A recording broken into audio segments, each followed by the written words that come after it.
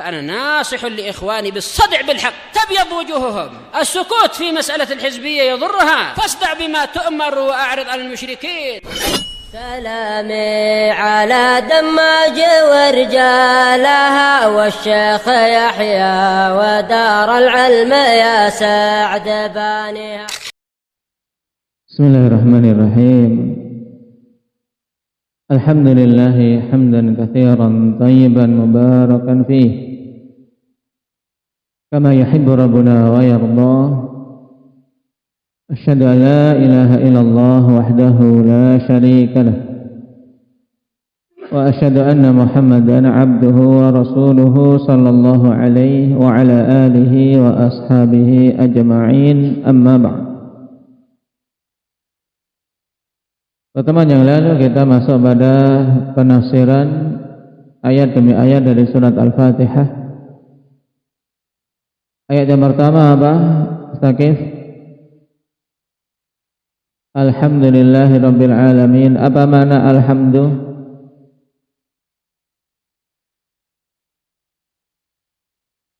Baik, ahsan. Dzikru mahasinil mahmud ma'a mahabbatin wa ta'zimin.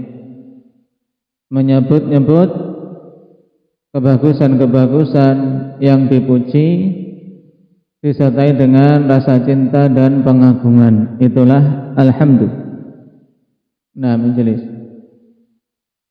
Di sana ada istilah lain yaitu asyukru. Yang keduanya memiliki hubungan erat antara alhamdu dan asyukru. Namun juga ada perbedaan padanya. Apa perbedaan antara alhamdu dan asyukru? Indah ya Khadir.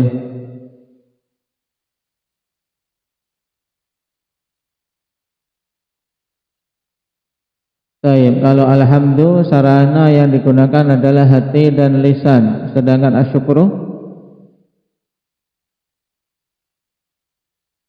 nah, adapun asyukru sarana untuk mewujudkannya adalah hati, lisan dan anggota badan.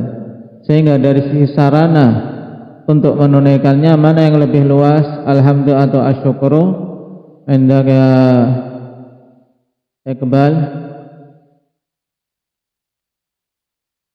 Dari sisi sarananya, kalau enggak alhamdu ya asyukru. Ya, baik. Kenapa kok asyukru lebih luas? Dari sarana untuk mewujudkannya, karena bisa terwujud dengan apa saja? Hati, lisan dan anggota badan. Sedangkan kalau alhamdu anggota badan masuk tidak? Tidak.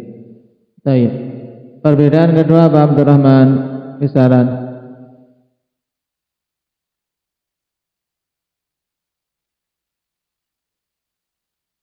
Antara alhamdu dan asyukru. Nah, dilihat dari sisi sebabnya. Alhamdu, kita memuji Allah. Nah, baik karena adanya nikmat maupun bukan karena suatu nikmat yang baru. Karena Allah dipuji kemarin karena dua sebab utama apa? Arif. Alhamdu. Allah Subhanahu wa taala berhak untuk dipuji karena dua sebab utama apa itu? Yang pertama karena sifat-sifat Allah yang maha sempurna, semua sifat-sifat terpuji. Yang kedua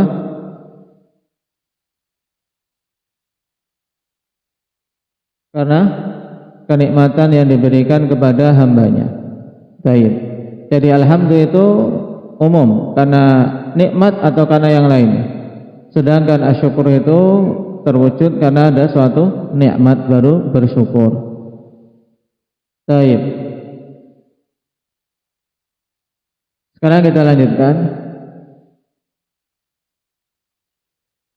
Qala Allah azza wa jalla maliki yaumiddin. Yaumiddin yaumul jazaa'i wal hisab wa yaumul qiyamah. Malik yaitu yang menguasai. Yaumiddin hari ad-din. Hari ad-din itu apa? Yaitu hari al-jaza' wal hisab, hari pembalasan dan penghisaban. Itulah yaumul qiyamah. Terus kenapa hari kiamat dinamakan dengan Yaumuddin? Wa summiya bi yaumiddin li'anna Allah yadinul khalqa bi a'malihim. Adana yudinu li'anna Allah yudinul khalqa bi a'malihim. Dinamakan dengan Yaumuddin, dinamakan dengan hari ad-din. Kenapa? Karena Allah Subhanahu wa taala membalas para makhluk dengan amalan-amalan mereka. Karena ad-din bermakna al-jaza. Wallahu azza wa jalla malikud dunya wal akhirah. Dan Allah Subhanahu wa taala adalah zat yang menguasai dunia dan akhirat. Cuman kenapa di sini dikatakan maliki yaumiddin, yang menguasai hari pembalasan saja? Nah, jawabannya kalau kata pensyarah, walakin khassa yaumiddin bil mulki li'annahu la mulka li ahadin fi dzalikal yaum. Akan tapi dikhususkan, atau Allah Subhanahu wa taala di sini mengkhususkan hari pembalasan dengan apa? Dengan kekuasaannya, yaitu zat yang menguasai hari pembalasan. Kenapa? Karena tidak ada kekuasaan bagi siapapun pada hari tersebut kecuali Allah Subhanahu wa taala. Adapun di dunia, kawan, banyak manusia mengakui dia berkuasa, penguasa negeri ini, penguasa kerajaan ini. Tapi kalau di hari kiamat semuanya tidak ada yang memiliki dan mengaku berkuasa sedikit pun. Hanya Allah Subhanahu wa taala. Kullul arush wal mamalik wal muluk tatasaqatu wa tazul wa la yabqa illa mulkal jabbil wa la yabqa illa al mulkul jabbari subhanahu wa ta'ala. Jadi semua singgah-sana kerajaan-kerajaan para raja itu apa? Berguguran, hilang. Nah, semuanya jatuh. Tidak ada yang berani untuk apa? Untuk mengaku dia sebagai raja, dia sebagai penguasa. Tidak tersisa kecuali kerajaan Al-Jabbar, yaitu kekuasaan Allah Subhanahu wa ta'ala. Kama qala ta'ala limanil mulkul yawm lillahil wahidil qahhar. Sebagaimana Allah Subhanahu wa taala katakan, untuk siapa kekuasaan dan kerajaan pada hari ini? Nam lillahil wahidil qahhar, hanya milik Allah Subhanahu wa taala saja, al-wahid, zat yang maha tunggal, al-qahhar, zat yang maha menguasai. Tidak ada yang mampu untuk mengalahkan Allah Subhanahu wa taala. Wa huwa yaumun azim, dan hari ini adalah hari yang agung. Yauma tarawunaha tadhalu kullu murdi'atin amma arda'at, yaitu hari ketika kalian melihatnya maka semua wanita-wanita yang murdi'ah. Wanita murdi'ah itu apa? Mujahid maknanya yang menyusui bayi-bayinya, tadhalu, yaitu kaget. Nah, dan meninggalkan apa? Amma arda'at, lalai karena saking kagetnya. Akhirnya apa? Mereka lupa terhadap bayi-bayi yang disusuinya. Padahal seorang ibu, akhwan, kondisi menyusui bayi-bayinya, kondisi sangat dekat dan memikirkan bayinya, tidak akan lupa. Tapi di sini karena saking kagetnya dengan datangnya kiamat, mereka lalai melupakan anak-anaknya.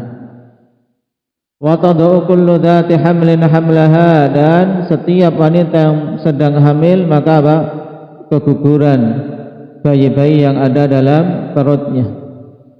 Wa taran nasa sukara, dan engkau melihat manusia dalam keadaan sukara. Apa sukara? Abdurrahman Riau, dalam keadaan mabuk. Wa ma hum bisakara, padahal mereka itu tidaklah mabuk, tapi mereka karena saking bingungnya seperti orang mabuk.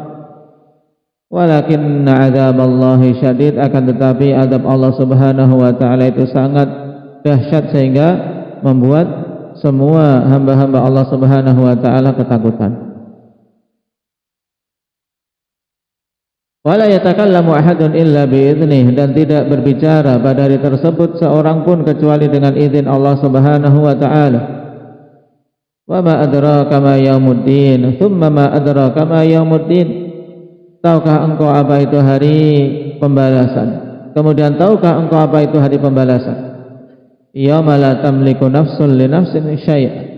Hari di mana suatu jiwa tidak memiliki kemampuan untuk jiwa yang lain sedikit pun. Tidak ada kemampuan untuk menolong, membantu, memikirkan pun tidak. Wal amru yawma idzin lillah, dan perkara pada hari tersebut semuanya adalah milik Allah Subhanahu wa taala dan di bawah kekuasaan Allah Subhanahu wa taala. Ya jelas, berarti makna maliki yaumiddin, ad-din di sini apa? Al-jaza mananya. Jadi ad-din dalam Al-Qur'an ikhwan memiliki beberapa makna. Taib, yang masyhur ad-din bermakna apa? Al-millah, bermakna agama. Ad-din juga bermakna apa? Al-amal, bermakna amalan. Seperti dalam ayat wa ma umiru illa liya'budullaha mukhlishina lahuddin. Di sini din bukan bermakna agama tapi bermakna apa? Bermakna al-a'mal, dalam keadaan mengikhlaskan semua amalan-amalan. Dan sekarang ad-din di sini maliki yaumiddin bermakna apa? Tadi apa maknanya Raka? Pembalasan, al-jaza. Iyyaka na'budu wa iyyaka nasta'in. Ini ayat yang keempat. Yang satu ayat ini setengahnya bagian Allah dan setengahnya untuk hamba-hambanya. Pada iyyaka na'bud inilah bagian Allah, karena Allah Subhanahu wa ta'ala lah yang berhak untuk diibadai satu-satunya. Iyyaka di sini i'rabnya apa? Dhamirun munfasilun mabniun ala sukun. Tayyib fi mahalli apa? Nasbin maf'ulun bih muqaddam. Iya, yang rajih dhamirnya adalah iya. Sedangkan kaf harfu khitab. Na'budu fi'il mudhari'. Naam, fa'ilnya dhamir mustatir fi wujuban takdiruhu nahnu. Berarti dikedepankan maf'ulun bih, padahal maf'ulun bih itu selazimnya berada di akhir setelah fi'il dan fa'ilnya. Memiliki fungsi apa? Untuk pengkhususan, pembatasan, bahwasanya hanya kepadamu lah ya Allah kami beribadah. Terus apa itu al-ibadah? Al-ibadatu ismun jami'un likulli ma yuhibbuhu Allah wa yardahu minal aqwali wal a'mali al-batinah wal zahirah. Ibadah pengertiannya secara istilah syar'i adalah ismun jami'. Suatu apa? Penamaan yang menyeluruh, mencakup likulli ma yuhibbuhu Allah wa yardah, semua perkara yang Allah cintai dan ridai. Minal aqwali wal a'mal, baik itu berupa perkataan maupun perbuatan, al-batinah wal zahirah, yang batin maupun yang zahir. Pengertian ini pengertian yang masyhur, dinukilkan oleh para ulama dari masa ke masa setelah Syekhul Islam Ibnu Taimiyah. Karena ini adalah kalimat Syekhul Islam Ibnu Taimiyah rahimahullahu taala ketika beliau menafsirkan al-ibadah dalam kitab beliau Al-Ubudiyah. Maka ini dihafal apa? Istilah ini atau pengertian ini dihafal. Ibadah itu apa? Antum hafal ini. Ismun jami'un dan seterusnya. Tayyib. Berarti maknanya ibadah berarti apa? Suatu penamaan yang mencakup hal-hal yang Allah cintai dan ridai, baik berupa perkataan maupun amalan-amalan perbuatan, baik yang zahir maupun yang batin. Itulah ibadah. Wa hiya tajma'u kamalal mahabbati wal khudu'i wal khaufi wal dhul. Dan ibadah itu mengumpulkan kesempurnaan rasa cinta dan ketundukan serta rasa takut dan penghinaan diri. Ini dilihat dari sisi orang yang melakukan ibadah. Kalau tadi akhwan pengertian ismun jami'un likulli ma yuhibbuhullahu wa yarda, ini dilihat dari sisi apa? Sesuatu yang diucapkan atau dilakukan. Masuk kategori ibadah apa? Masuk kategori ibadah kalau Allah mencintai dan meridainya. Baik, puasa. Puasa masuk kategori ibadah. Kenapa? Karena Allah mencintai dan meridainya. Salat masuk kategori ibadah. Karena itu adalah Allah, perkara yang Allah cintai dan ridai. Baik. Adapun dilihat dari sisi yang melakukannya, maka ibadah itu adalah sesuatu yang harus terkumpul padanya kesempurnaan rasa cinta dan ketundukan serta takut dan penghinaan diri. Kapan saja seseorang pada dirinya ada cinta yang mencapai tingkat kesempurnaan, kemudian tunduk kepada yang dia cintai, diiringi rasa takut dan penghinaan diri, maka sungguh dia telah beribadah kepadanya.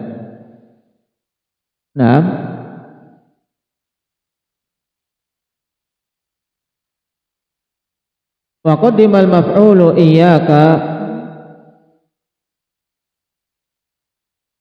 wa qarrarahu lil ihtimami wal hasr.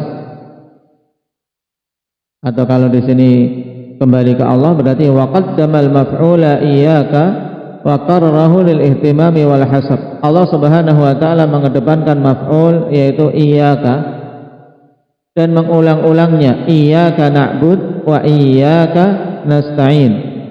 Ini untuk apa? Fungsinya lil ihtimam wal hasr. Untuk apa? Untuk memberikan tambahan perhatian agar diperhatikan. Kemudian yang kedua untuk pembatasan.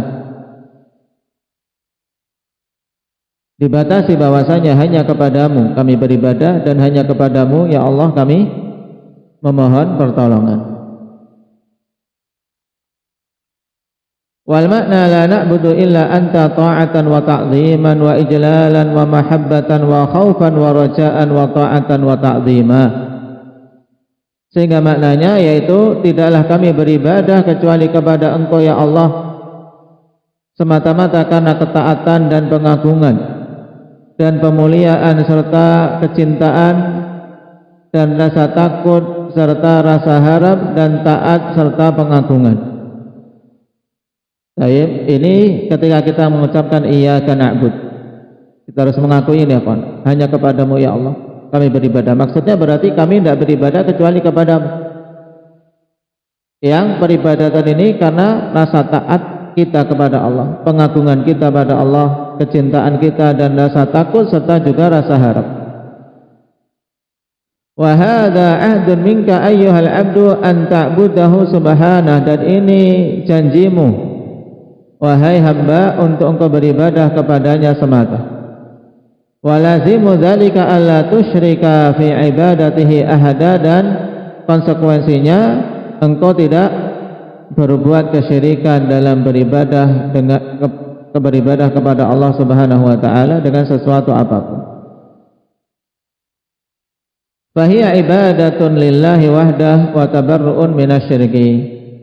Sehingga itu adalah beribadat, sebab itu adalah ibadah untuk Allah Subhanahu wa taala semata dan berlepas diri dari kesyirikan. Atau pada kata iyyaka na'bud fahiya ibadatun lillahi wahdah wa tabarru'un minasyirk. Ya, intinya berarti pada kalimat ini iyyaka na'bud padanya apa? Penetapan, pengakuan kita untuk beribadah kepada Allah semata, juga sekaligus terkandung padanya apa? Berlepas dirinya kita dari kesyirikan. Wa iyyaka nasta'in. Apa makna wa iyyaka nasta'in? Hamzah.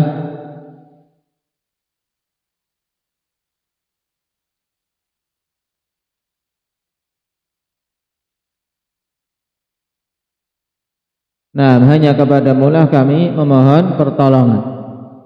Baik. Aina tulubu minka wahdaka al-ma'unata 'alal ibadatik. Maksudnya yaitu kami memohon darimu semata ya Allah untuk beribadah kepadamu. Nah, yaitu hanya kepada Allah Subhanahu wa taala kita minta pertolongan.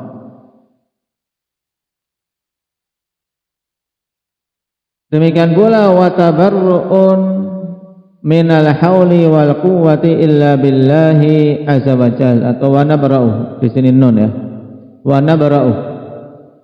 nabra'u minal hauli wal quwwati illa billahi azza wa jalla, dan kita berlepas diri dari pengakuan memiliki kemampuan dan kekuatan kecuali dengan pertolongan Allah Subhanahu wa taala semata. Baik. Nah, ini makna yang harus kita hadirkan, ikhwan, untuk betul-betul bisa mentadaburi ayat yang agung ini. Kalau tadi pada iyyaka na'budu berarti apa? Pengakuan tauhid kita dan juga apa? Pembebasan diri kita dari syirik. Kita mengakui ibadah untuk Allah semata, juga kita berlepas diri dari syirik. Kemudian pada iyyaka nasta'in, di sini apa? Permintaan kita kepada Allah untuk minta tolong, tapi juga sekaligus pengakuan kita tidak punya apa? Kemampuan dan kekuatan sama sekali kecuali dengan pertolongan Allah. Fala nasta'inu bi ahadin siwaka, sehingga kita atau kami tidak minta pertolongan dengan seorang pun kecuali Engkau ya Allah. Wala natawakkalu illa alaik, dan kami tidaklah bertawakal kecuali kepadamu ya Allah. Wa huwa ahdun bainal abdi wa rabbih alla ya'budu illa iyyah wa la yasta'ina illa bih. Wa hadha huwa kamalut ta'ah. Sehingga pada ayat yang keempat ini adalah janji dari seorang hamba dengan Rabbnya, bahwasanya dia tidak beribadah kecuali kepada Allah dan tidak minta pertolongan kecuali kepada Allah, dan ini terkandung padanya kesempurnaan ketaatan. Qala Ibnu Asyur fi Tahriri wa Tanwir, iyyaka na'bud yajma'u ma'na diyanati wasyari'ah, wa iyyaka nasta'in yajma'u ma'na al-ikhlasi lillahi fil a'mal. Perhatikan kalimat ini. Kata Ibnu Asyur, pada kata iyyaka na'bud ini mengumpulkan semua makna diyanah wa syariah. Makna apa? Keagamaan dan syariat. Kenapa? Karena di sini penetapan tauhid, hanya kepada Allah kita beribadah. Dan pada iyyaka nasta'in yajma'u makna al-ikhlas lillahi fil a'mal, mengumpulkan makna keikhlasan untuk Allah Subhanahu wa taala dalam amalan-amalan. Kenapa? Karena di sini pengakuan hamba dia tidak memiliki kemampuan apa-apa kecuali dengan pertolongan dari Allah Subhanahu wa taala, sehingga hanya kepada Allah lah dia minta pertolongan. Qala ihdinas siratal mustaqim, wa hadha du'aun sarihun minka ayyuhal 'abdu an yarzuqakallahu sulukas siratil mustaqim alladhi huwa dinullahil azim. Pada ihdinas siratal mustaqim maknanya dulu apa? Terjemahannya indah ya Uwais.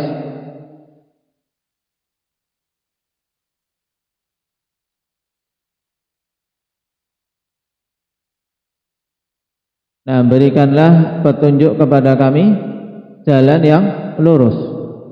Maka ini adalah doa yang sangat jelas darimu wahai hamba, agar Allah Subhanahu wa taala memberikan rezeki kepadamu untuk menapaki jalan yang lurus, as-siratal mustaqim.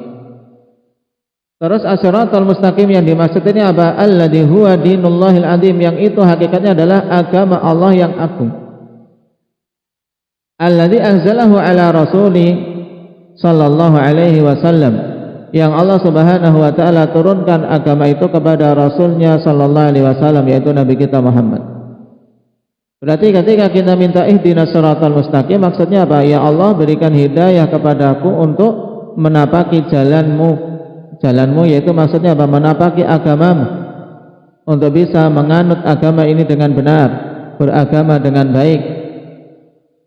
Wa aujaba 'alaika an tas'alahu fi kulli rak'atin min raka'ati salatik, dan Allah Subhanahu wa taala mewajibkan atasmu untuk meminta ini dalam setiap rakaat dari rakaat-rakaat salatmu.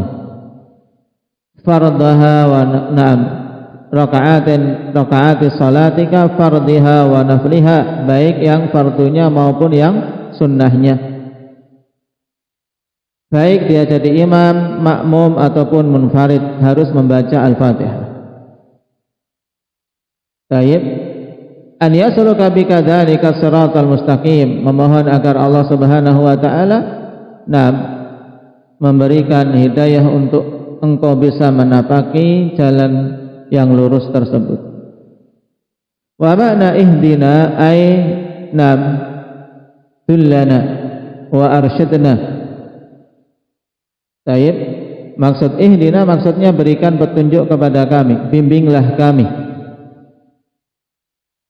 Wal hidayatu tatadammanu al-ilma an-nafi' wal 'amal as-salih. Ini faedah diingat-ingat. Dan hidayah terkandung di dalamnya apa? Ilmu yang bermanfaat dan amalan yang saleh. Jadi ketika kita minta hidayah, minta dua-dua ini. Ilmu nafi' wal 'amal as-salih. Dengan ilmu nafi' seorang akan bisa tahu bagaimana tata cara beribadah yang benar. Dengan amalan saleh dia bisa mengamalkan apa yang telah diilmuinya. Maka ketika kita minta hidayah, itu minta itu hidayah ilm, dan demikian pula hidayah berupa amalan untuk diberi taufik. Nah, hidayah ilmu nafi' itulah hidayatud dalalah wal bayan. Hidayah berupa apa? Diberi petunjuk untuk mengetahui yang benar. Wal amalus saleh inilah hidayatut taufik, diberi taufik untuk bisa beramal. Karena banyak orang yang berilmu tidak mendapatkan taufik untuk beramal. Tapi sebaliknya ada orang yang beramal tapi tidak dibangun di atas ilmu. Ini juga berarti tidak berjalan di atas hidayah.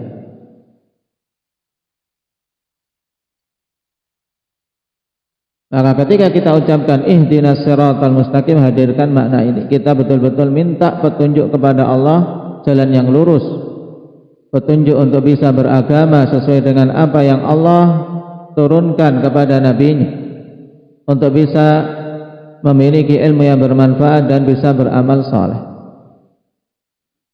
Siratal ladzina an'amta alaihim, kemudian Allah jelaskan jalan yang lurus itu jalan siapa, yaitu jalannya orang-orang yang engkau beri nikmat. Wa humur rasulu sallallahu alaihi wasallam wa ashabuhu wa kullu man sara ala tariqihim. Mereka itulah Rasul sallallahu alaihi wasallam dan para sahabatnya dan semua orang yang berjalan di atas jalan mereka, yang Allah Subhanahu wa taala tafsirkan dalam firman-Nya dan dibagi menjadi 4 golongan.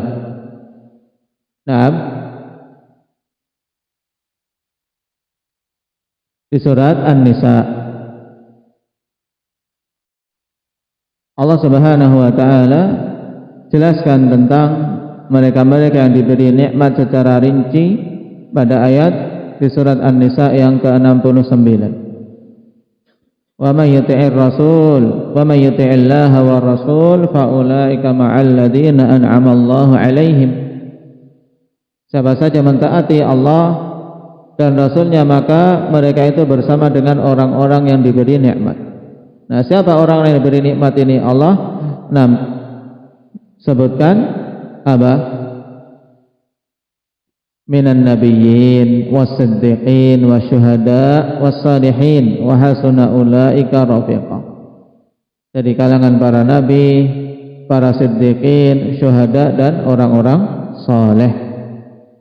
Nah, ini 4 tingkatan ikhwan, hamba-hamba yang Allah Subhanahu wa taala berikan nikmat.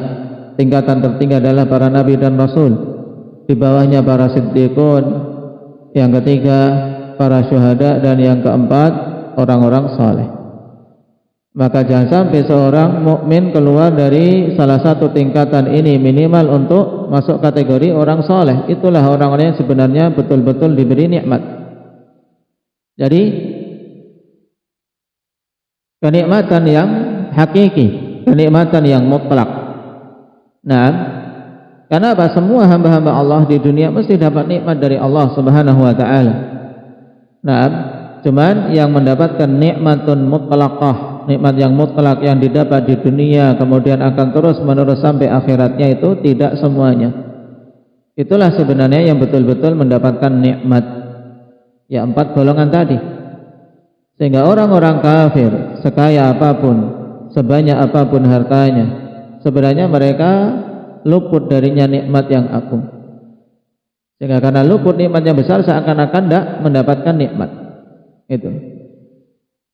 Kenapa? Karena hakikat orang yang betul-betul mendapatkan nikmat dari Allah ya 4 golongan ini.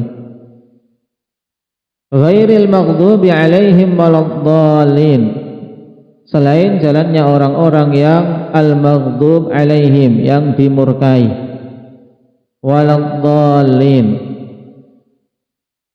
dan bukan jalannya orang-orang yang tersesat.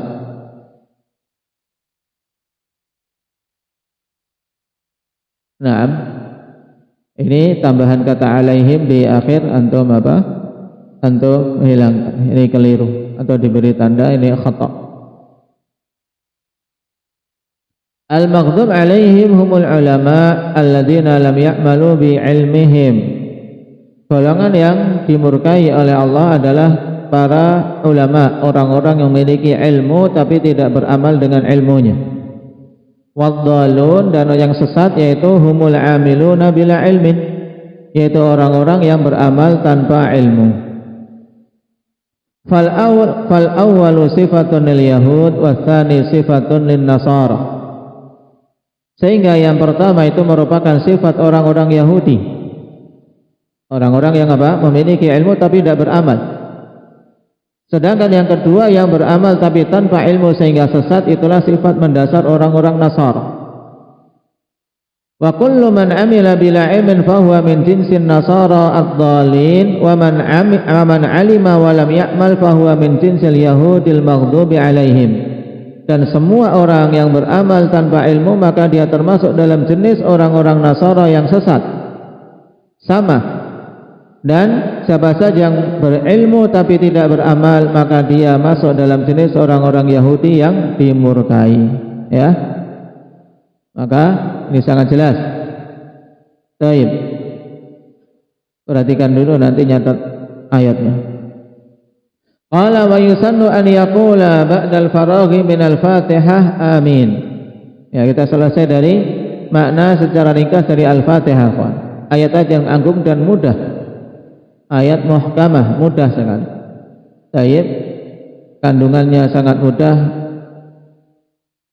tapi padanya makna yang sangat agung, sehingga seorang muslim maupun muslimah kapan saja membaca Al-Fatihah ini hendaknya mentadaburi makna-makna tersebut, terutama ketika kita mengatakan iyyaka na'budu wa iyyaka nasta'in. Kemudian juga setelahnya ketika berdoa mohon pada Allah ihdinas siratal mustaqim, betul-betul hadirkan hati kita sedang memohon. Kemudian disunahkan setelah selesai Al-Fatihah untuk membaca amin. Baik itu di dalam salat maupun di luar salat. Kenapa? Karena ini doa. Ihdinas siratal mustaqim dan seterusnya kan doa kita. Maka setelah doa disunahkan untuk mengucapkan amin, yang bermakna apa? Ya Allah, kabulkanlah doa kami. Wa hiya laysat minal Fatihah, dan amin ini bukan termasuk dari Al-Fatihah.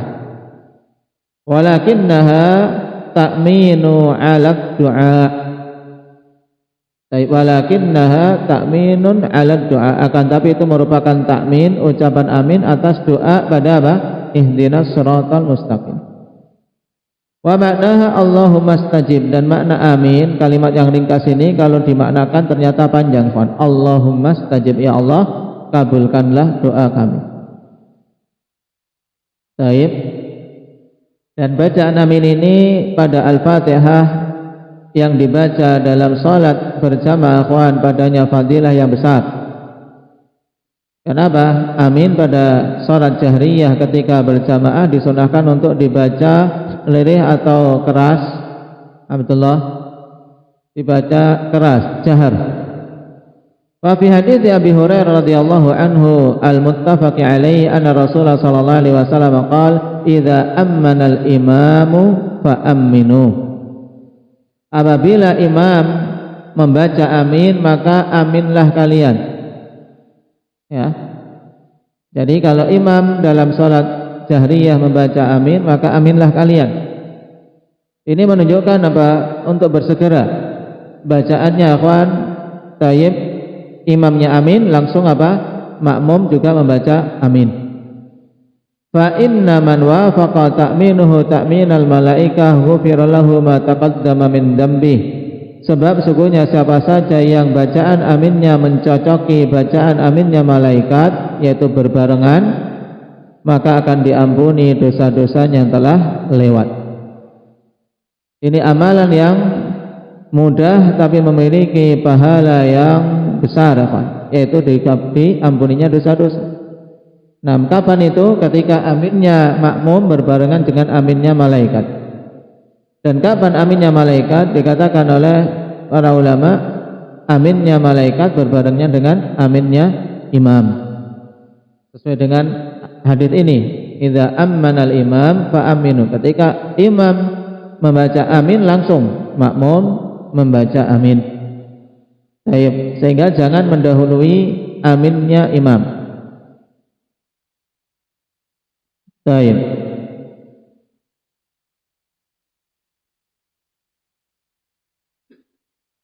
Dan karena keagungan fadilah amin ini, akhwan, orang-orang Yahudi sangat hasad terhadap kaum muslimin terkait masalah amin ini. Sebagaimana dalam hadis, ma hasadatkumul yahud ma hasadatkum ala salam wa ta'min. Orang-orang Yahudi tidaklah hasad kepada kalian seperti hasadnya mereka terkait perkara salam dan amin. Pada salamnya kaum mukminin itu juga fadilah yang sangat besar, dan juga pada amin ketika setelah selesai Al-Fatihah pada salat-salat bersama ini juga terkandung padanya fadilah yang besar. Makanya orang-orang Yahudi sangat iri terhadap kita. Nah, sehingga jangan sampai kalau orang Yahudi saja iri, kita apa? Kita malah menyia-nyiakannya. Salam juga disia-siakan, bacaan amin juga tidak diperhatikan. Pantasnya kita jaga dua hal yang utama tadi, salam dan amin, untuk betul-betul mencocoki apa yang dibimbingkan oleh Nabi. Idza ammanal imam fa aminu. Barakallahu fikum, naktahi bihadza walhamdulillah.